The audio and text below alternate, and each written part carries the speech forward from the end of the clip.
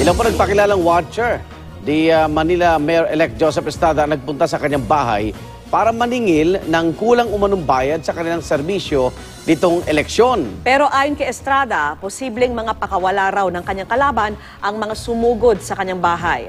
Saksi si Ian Cruz. 4 na araw matapos ng eleksyon, inabutan kong marami pa ring maghapon nag-aabang sa bahay ni Manila Mayor-elect Joseph Estrada sa Sampaloc, Maynila.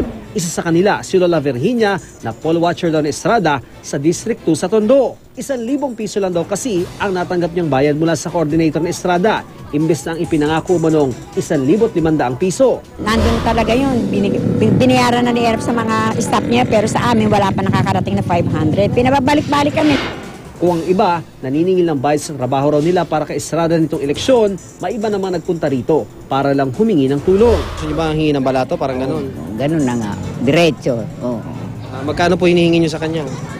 Hindi kami magbibigay ng halaga, siyang nakakaintindi nung Pero itinanggi ng kampo ni Estrada na namimigay sila ng pera sa kanyang tahanan sa Altura Street.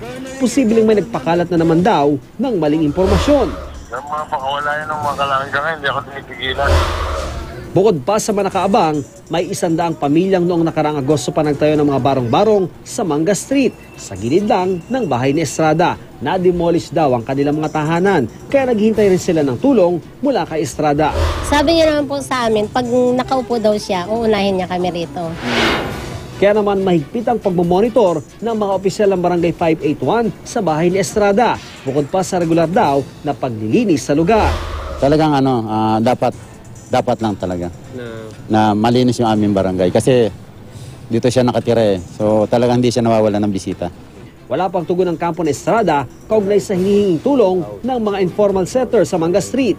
Ako si Ian Cruz, ang inyong saksi.